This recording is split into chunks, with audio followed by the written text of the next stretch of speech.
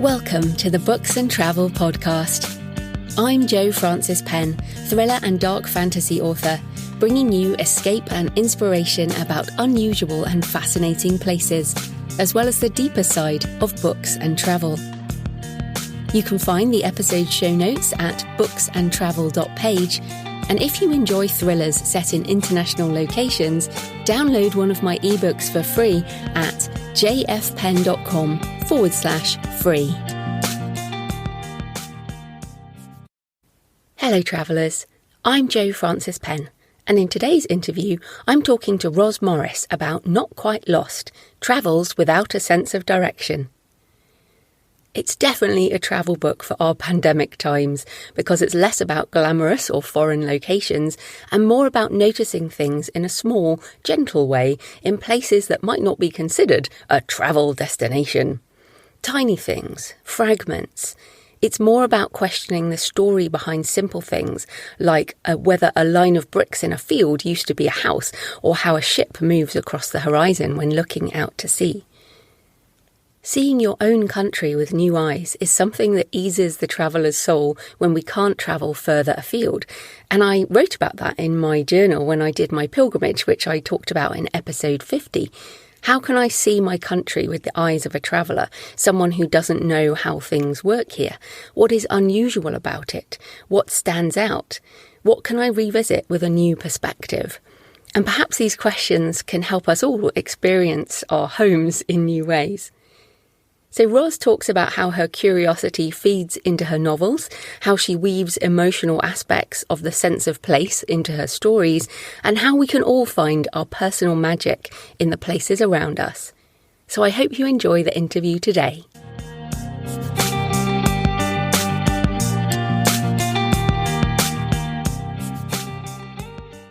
Roz Morris is the author of Not Quite Lost, Travels Without a Sense of Direction, literary novels, My Memories of a Future Life and Lifeform Three, as well as books for writers. Welcome, Roz. Hi, Joanna. It's great to be here. Pleased to have you on the show. So I want to start with the title of the book because I always know my direction. So why is it so compelling for you to be without a sense of direction? Several reasons. I'm also very focused most of the time in what I do. I go running, I ride horses, I write books, I have a lot of deadlines in my life. I'm always really focused and always got a task in mind and somewhere that I'm heading.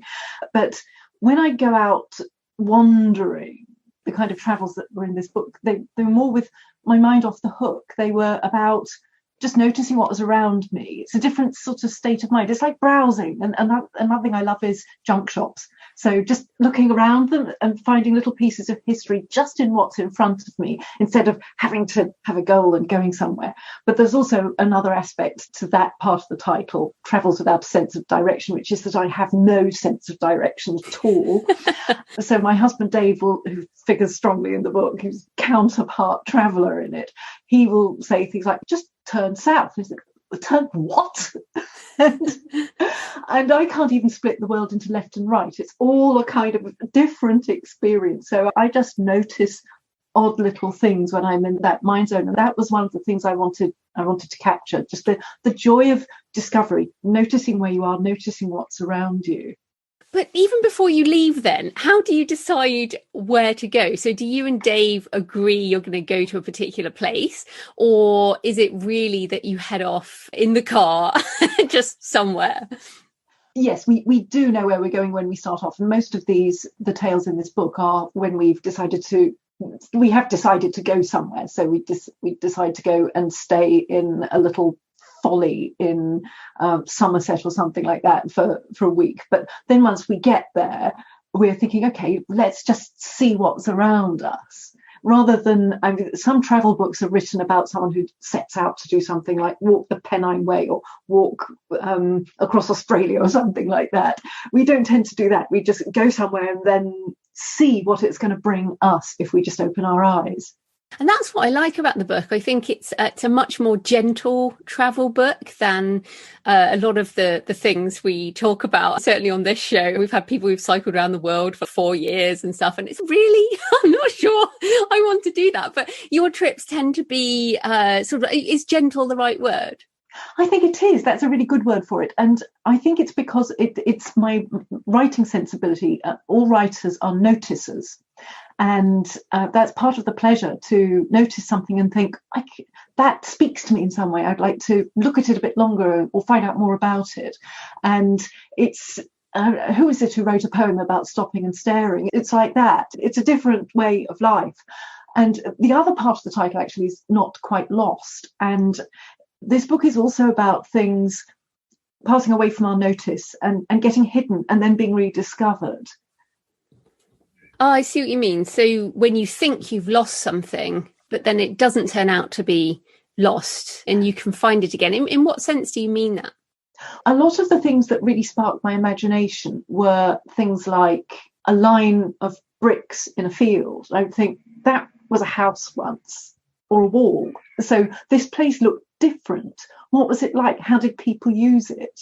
And we're always, under our feet is a great sediment of life. And sometimes it emerges and we can see clues to it. But I'm absolutely fascinated about these details, that something can show you what was there before. I love looking at houses and seeing what's been altered about them, because that was a different way it was used. And that really is powerful for me. Now, you mentioned a folly in Somerset as an example. Of course, I'm in Somerset, and I think you stayed in a folly near me in Bath. I did, yes. In fact, do you know Beckford's Tower? Yes, I do. I walk past there quite a bit. Yeah, it's there. It's very tall. It's at the top of that. It has a tower, and there are 150 steps, and at the top is a little kind of lounge, like I suppose a flight control tower. And you have this immense view over Bath. It's amazing. But the building that it's attached to was once, I think, a crematorium chapel, and there's all sorts of history sort of waiting in its walls. It's fascinating. And you do talk about all these very interesting places you've stayed in the book. So how do you find them, and any more of the more unusual places you've stayed in? Most of the ones we've stayed in belong to a charity called the Landmark Trust, which is a bit like the National Trust. It looks after interesting old buildings. The Landmark Trust hires them out as holiday places, and basically they have this beautiful catalogue, which is that's probably all online now, but it's got these pictures of really seductive-looking towers and places deep in woods, and it's an absolute joy. Just the book, let alone staying in these places. And we stayed in towers. Another one that we stayed in was Martello Tower, which was Napoleonic gun emplacement on the edge of the Suffolk coast. And that was actually the last surviving building of a village that had fallen into the sea. It's that you stand in this bleak place, although it's quite comfortable inside, but it's a bleak looking windswept place. You've got waves that occasionally come so high they break over the roof, and you really feel like you're in a completely different place. It's just wonderfully wild. You can sit in the window and watch ships going across the horizon, and it's like trying to look for the minute hand of a watch moving. They just inch across, and they are gradually moving, but you've got an immense amount of space around you. And I just find that so romantic. It is. It sounds glorious. And I went on that website after you obviously you put it in the book, and you talk about the different places. And it's funny because I find myself always choosing, well, not always, but preferentially choosing to leave England, and even to get on a plane and go somewhere else when we have a break. And yet the places you're writing about could well be another country half the time. So do you feel like they're almost, you're choosing foreign places within our country? Oh, definitely. That's such a good way of putting it. Yes. The way of life there is very different, especially if you're on the coast, whereas you spend most of your time, like I do, living in a city. Then the sights and smells around you are totally different. Night feels totally different. It's actually dark, for instance. And if you live in the city, it's never dark. It's amber coloured, and you can always see where you're going. But true night in the countryside, you can't see a thing. Yeah, absolutely. And then a quote from the book which made me laugh. You said, "November in Penzance, everything is closed." And I have also been to Cornwall in November. And it's so funny because of course, I was living near you in London when we went. And I just assumed that everything would be open, but it really was, everything was closed, even Tintagel, which is basically a rock. But there are some appealing things about visiting places out of season. So what do you think about that? Oh, I love them out of season. I would love to visit all these places with no crowds. And of course, if they're out of season, the crowds are taken care of for you. There just aren't any. But there's also an added appeal. The weather is often a bit difficult. So you might find yourself tramping around in the pouring rain, looking at places. And somehow that makes it more real. It's like you've seen it kick its shoes off. And you can... I somehow feel a more genuine connection with the place if I've experienced it like that. And the people also, if they've forgotten their kind of the ways that they deal with tourists if they've been without them for a few months. So they look genuinely surprised to see you. They're often a lot more chatty, or they're pleased to show you around. There's one place I went to that was an aeronautical museum, and there were volunteers in there who were just there for the love of it. They were polishing all these beautiful aeroplanes and helicopters, and you could just see the love of what they were doing. And because they were mostly all the people there was this community atmosphere. And that's another thing about travel. It's not just about the places that you're allowed to poke around. It's the people you meet, the inhabitants of the place. And I find that going to places out of season, you get a more real connection with both the place and the people. Oh, it's interesting you say that, because I think I'm clearly more introverted than you are in that I just never speak to people in general. I much prefer staying away from people, and I like all my winter travel pictures are architecture and nature, and there's never any people in my photos. So how do the interviews and the people that you talk to play into this book? There again, random encounters that turned out to be surprisingly interesting or haunting.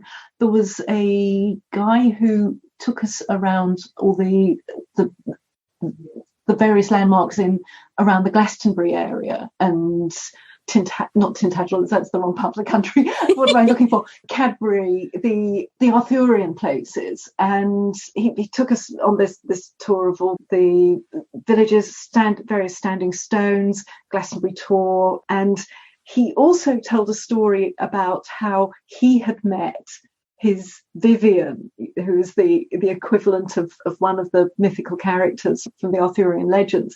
And he said that he often had people saying to him, "I think you're Merlin." Then he'd have to say, "Oh no, please don't call me that." But there's also a strange kind of false modesty in that, because he's absolutely delighted to be called Merlin, you could tell. And so he had a sort of act that he did, and I found that very interesting, because I think I wasn't a very receptive person for the act, because I'd say, oh, come off it. So most of his act wasn't working. He was also claiming to have clairvoyant powers, and there's no way that's ever going to work with me, because I'll just pick holes in it. But there was one thing that he started to say. He said, "Actually, I'm really glad to be showing you around today, because something very special and unusual has happened to me. I have met my Vivian." So I said, "Oh, really? Tell me more about her," because this suddenly seemed real.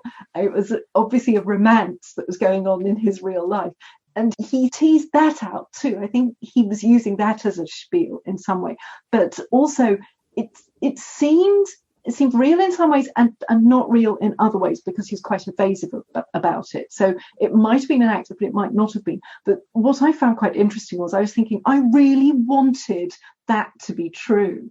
Because I'm a huge romantic, and I was thinking, I want him to be, I want this backstory to be true, that he's set out and then he's going to go home and this little new light in his life, and that kind of thing. That it's really, that's part of the surprise of just chatting to people and getting to know what they're up to. And yes, we're all missing people as we record this. You and I in England are in a second round of lockdown. Who knows how many more there might be.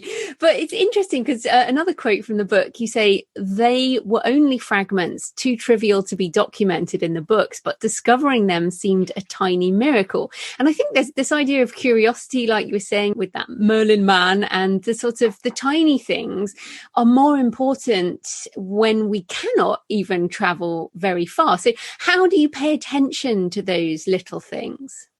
I think you've got to find what really sparks your imagination.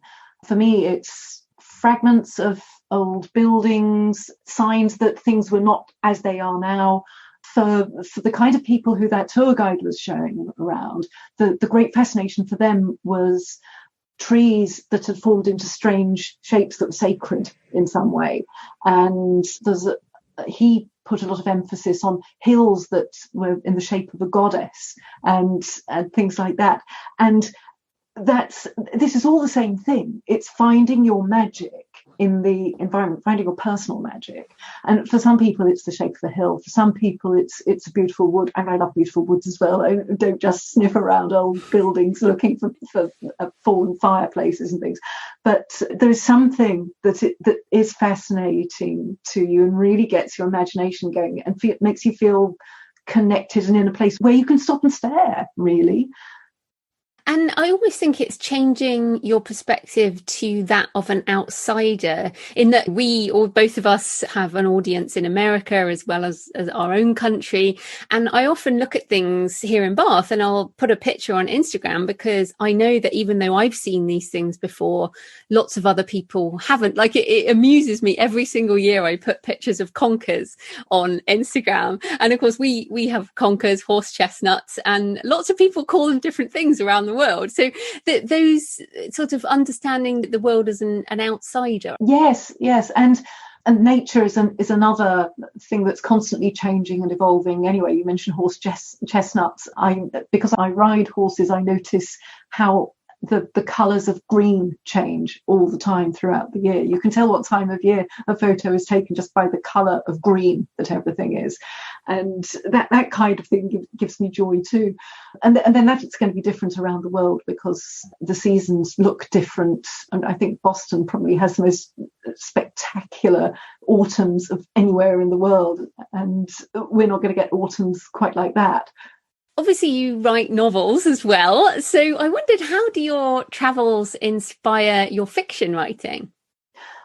The environments do a lot. And I hadn't realised how much, actually, until I wrote Not Quite Lost, because I went back through a diary that I'd kept, and I found the seeds of my novels in that diary from travels I'd done 20 years before I actually wrote the novels.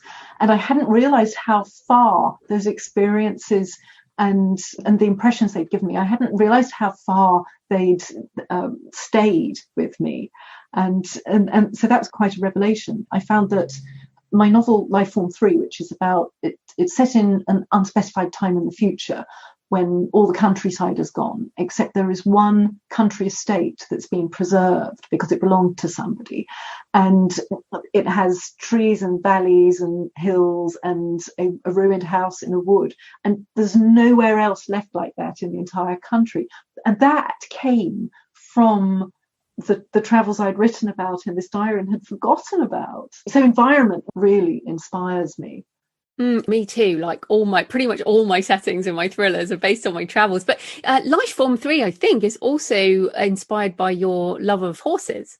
Yes, it is. And that came from another aspect. I was just saying, actually, that when you're with horses, they make you very aware of the environment. And so I noticed the different colours of grass changing all the time and leaf buds and things like that. And a horse makes you very aware of it because a horse experiences the environment in a very different way. It can hear things that you don't even know are there. It notices smells and sounds that you don't know are there. So it makes you very aware of your environment. And I thought one day as I was riding on an old path, and I thought, under this path are probably the footprints of other people on horses maybe. And it just made me feel there was a huge story about buried things and things that had gone. And it was the horse that made me realize that we have this connection to nature. And then I thought, what if you wrote about a place where all that had nearly gone, and horses are like a conduit back to it. In Lifeform 3, the character dreams he's riding a horse, but nobody's ridden horses for years, but it sets him off on a quest where he feels, I've somehow got to do something about this dream. It's given me feelings that have made me really itchy to do something. And yeah, you mentioned the seeds that you found in your journals, and I've also found things like that, ideas. Before I even ever thought I would write fiction, I found things written in my journals that became novels later. So I definitely understand that. And also it's a bit like you said about the buried things. We had that thought, we wrote it down, and then we buried it over time. And then, as you say, it's not quite lost. It emerges again. Yes, we wanted to dwell in it in some way. I know you're very inspired by the places that you go to, and you put all these pictures up, and I can imagine standing in such a place and just thinking, I need to spend time here. I need to understand it somehow. Absolutely. That's an interesting point, because your books mine are very much set in a particular place, but yours are more inspired by a place. Do you feel like you need to go to places to write about them? Or do you find online research and travel and documentaries and all these types of things differently useful? Yes, all of that, actually. Before I wrote books for myself, I was a ghostwriter, and I was having to write about places that I couldn't afford to go to and the publisher wasn't going to send me to. So I had to gather other people's experiences of them. So I got very good at finding out what would make the authentic experience of going to, say, Chennai in India, or the Australian outback. So I'm quite good at travelling in my mind and finding the details that will make it real to a reader, and also using it as an environment that will cause challenges for the characters. The novel I've just been finishing actually is partly set on Mount Everest. And I have not climbed Everest, and after all the things that I have read about it, there's no way I'm going to even try.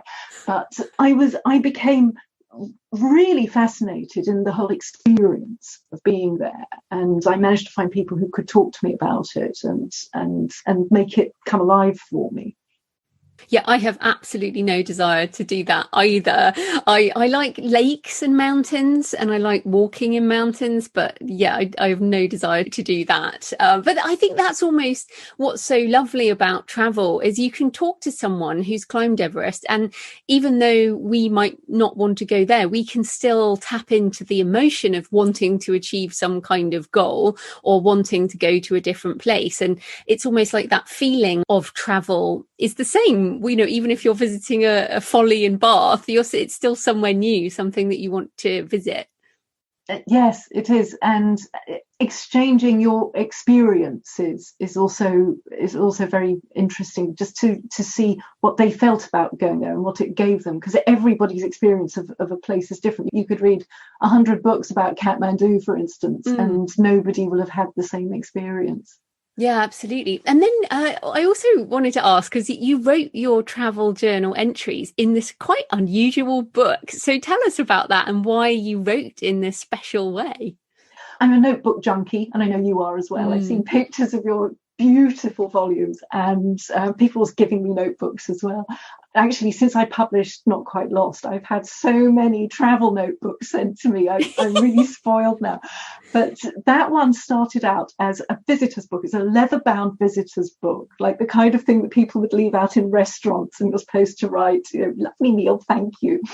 And this book had actually belonged to my husband's mother. It was given to her, and she said, I never write in it, so do you want it? And it was this very handsome thing. So I brought it home, and I thought, I know, I'll have that as my holiday notebook. So it always lives in the suitcase, and it's bound in leather. It's got gilded pages. It's actually a landscape. It's wider than it's tall. So you open it, and you've got these wide pages, and it just feels very different to write in it. And I built the tradition that I would use that as my going away notebook, and it's got visitors written on the front. So I told myself that's what I will write in whenever I'm a visitor.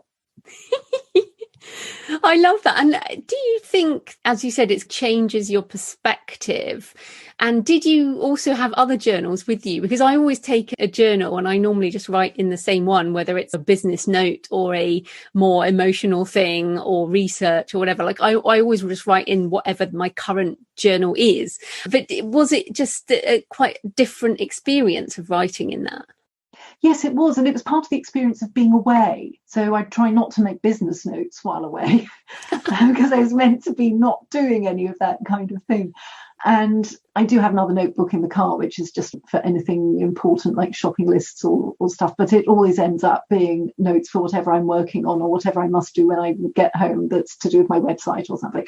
But that book, it makes me feel different. I get it out and I open it and I think, right, now I'm here. I'm in a different mindset. I'm in the exploring mindset, really. Yeah, I think that exploring mindset and that noticing, you said all writers are noticers. I certainly agree with that. And so I do get the feeling that this book, Not Quite Lost, was a bit of a surprise book in a way, and you'd never seen yourself as like a travel writer in any way. So have you got the bug now? Are you going to do more of these types of books? Yes, I hope to. I absolutely loved doing this one. It was such a joy and a very different kind of writing for me. In some ways, it was a very different kind of writing, but also I realised it's the kind of writing I always did for myself. I just loved to talk to myself about things that I'd noticed and enjoyed and wanted to just puzzle over for a bit longer. And so it revealed to me that I could do another kind of writing, really. I certainly enjoyed it. And I can, having known you for a number of years, I could hear your voice in this one, which with your novels, the voices of your characters. So I really felt like this really was Roz speaking, which I think is lovely as part of a sort of travel memoir. It gives people an insight into your life. Of course, you talked about your family in the book and a family home. And so it got pretty personal, I think. Was that anything you were concerned about? Not really. I found, first of all, I had to make the decision to write it. And my concern with that was, who would want to read a memoir by me? I'm not famous or anything. And I didn't have an overall great journey to talk about. I haven't done anything remarkable. I've just been around some places and noticed things. And so that was something I had to get over. But everyone I talked to about it said, oh, yes, that sounds great. Do it. So I thought, all right, I'll do that. So that was a hurdle to get over. And then once I did, I thought they're very personal because I'm saying what I feel about being in a certain place, what certain people made me feel. And the story about my family, that came about because I suddenly discovered my family home had been knocked down. And you've already heard how I'm just floored by anything that's about buildings and old bits of buildings and buildings disappearing. And then suddenly my family home has disappeared. And it was actually quite an unusual and beautiful house. And to hear that, I thought, I've simply got to write the obituary for the house. And out of that, I realised I had to be quite personal about my feelings of why it mattered so much to me and what it was like growing up there. And I found that by then I was just in a kind of honest writing mode, because there's something that happens when writers hit the blank page. Everything else disappears and it's like a confessional. And so I didn't have any difficulty really writing the very personal stuff that's in there. I'm surprised. You definitely encouraged me, because I also like the sort of vignette approach. As you said, it's not I started here and then I climbed Everest, one journey. It's lots of little journeys, and I like that approach. So I think it's a fantastic book. But since this is the books and travel podcast, apart from your own books, can you recommend a few books about travel that you particularly love? You set me a limit of 5 and I'm going to try and squeeze more in. So I will talk fast. First of all, Bill Bryson's Notes from a Small Island. That was something that possibly made me see how to do Not Quite Lost. And people have actually said to me afterwards, I thought, yeah, that is quite Bill Brysonish. So his sense of playfulness and fun, he is such fun to be with. So that's the first one. Robert Macfarlane's Underland is my second. That is my book. That was my book of last year. Like, I bought that for so many people. I love it. Yes, I simply love it. If anybody doesn't know what it's about, he has been a caver and potholer for decades. And here he talks about all the strange places he's gone to. It is so haunting. And also he's so brave. There's no way I would go to any of those places. Anyway. That is a beautiful book. Like, it's one of those books you read a book and you go, I wish I had written that. That is a masterpiece. It is absolutely beautiful. The third one, this is more about travel and meeting people. John Ronson, I love all his books, but I'm singling out Them, Adventures with Extremists. Because he meets a lot of strange people who have one thing in common: they're conspiracy theorists. And so he's trying to get to the source of they all seem to believe, what they believe all seems to conglomerate around one big thing, that there's some secret people pulling levers in our world. We don't know who they are. Anyway, it's great fun, and it's also quite scary too. So that's a really good read. I'm going to talk next about some books about roads. Oh, okay. Yes, books about roads. The A303, you'll be familiar with this where you live, because it's the main route out to the West Country from sort of the Londonish area. The A303 in this book is the A303 Highway to the Sun by Tom Fort. The A303 notably goes past Stonehenge, and it's just a wonderful old road full of strange things, signs that point off to places like Woodhenge and villages called Camel. It's wonderful. So you can sit in your armchair and read that, and instead of having to drive it at the moment. There's another one, if you like that, called the A272, which goes to Sussex. It's a whole genre of books I didn't know about. Yes, and this one is A272, An Ode to a Road, by a Dutch guy called Peter Bogart. It's a bit like Humphrey Bogart and Dirk Bogart, but anyway, Peter Bogart. And he's an absolute obsessive about this road. He's even taken pictures of roadworks there. But anyway, there's some great quirky things along the way, like little town jails in the middle of nice villages. And there's another road book I must mention, Ian Sinclair's Orbital, which is about walking the M25. It's great fun. If I may have just one more, the next one I'm going to read is Rough Magic, Riding the World's Wildest Horse Race by Lara Pryor Palmer. It's the account of when she did the Mongol Derby, which is a horse race across the entire Mongolian plain, 1,000 kilometers. And I think that sounds great. Wow. Okay, there's some really varied books there. I can't believe those road books. If people listening, if you're from another country, our A roads are basically the major road that's not a motorway. I guess that would be how you'd say it. But the ones about the A roads, they're not actually about the road itself, right? It's about the places you can visit along the road.